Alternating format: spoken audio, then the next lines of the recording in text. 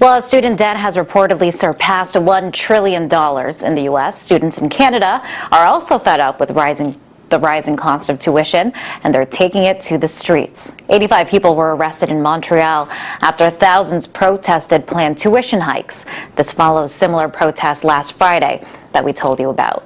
The Quebec government now says it will resume talks with students, but as of now, tuition is set to go up $325 a year. So what's next for this protest? Joining us now is citizen journalist Bernard Desagnières. Welcome, Bernard. So things turned chaotic over there in Canada. What led to the arrest of dozens of students?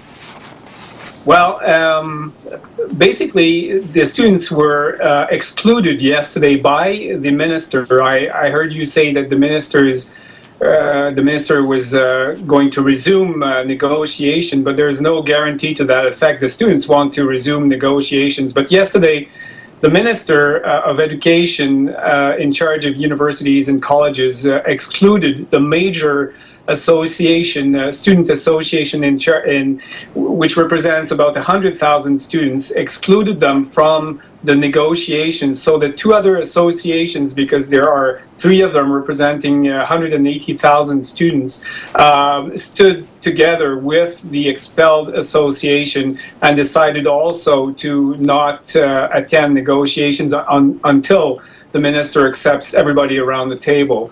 And that led to a spontaneous protest last night in the streets of Montreal. Probably over 10,000 students took to the streets immediately.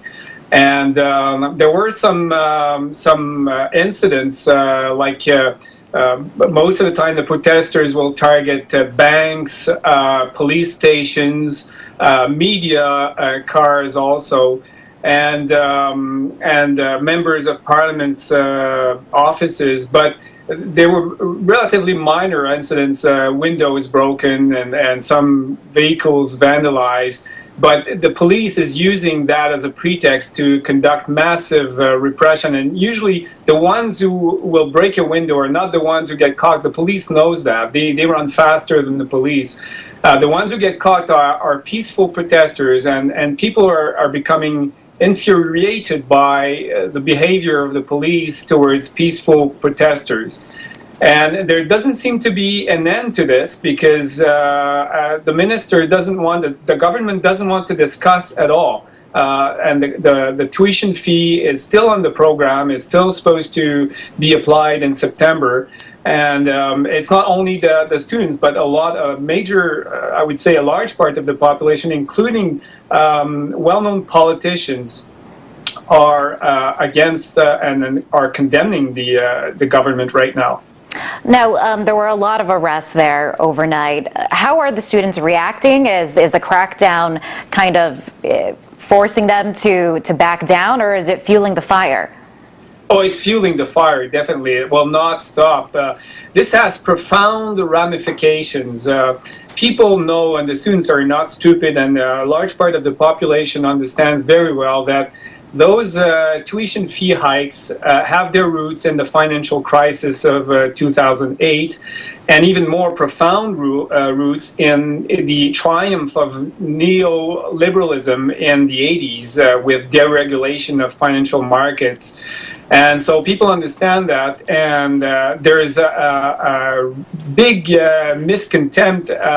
People are very miscontent. I mean, people are very unhappy about the way their political elites are behaving, and they feel that the government is not serving the people at all. It's only serving big financial interests, and that's why it's not going to go away. And it actually on Sunday, on Sunday, there were 250,000 people jamming the streets in Montreal, protesting, and it was supposed to be Earth Day. But I was there, and I saw more signs against the government than anything else. It was not strictly about the environment and protecting the Earth. And there were preventive arrests the day before. On Saturday morning, a group of native people and separatist militants were protesting peacefully in front of the convention center in Montreal. And they were arrested. 90 of them were arrested without having done anything. It was they called it preventive arrest, and they're all given fines. They're not just arrested and released after in a really preventive manner. They're given fines of $144, I believe. And so this is all; those are all very repressive methods. And it's only going to fuel more miscontent, and more people are going to join this eventually. Now, Bernard, as I understand, Quebec's university fees are the lowest in Canada. Why then is there so much outrage?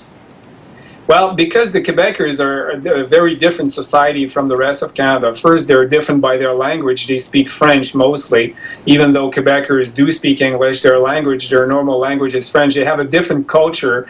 They see things very differently. They have powerful collective instruments to manage their economy. Now, those instruments are in the hands of a neoliberal government, but they were created by the government of the Parti Québécois, which is a separatist party in the 70s. And those are very powerful. They have the Caisse de dépôt et placement, which is has more than $150 billion, and they use that to invest in their economy.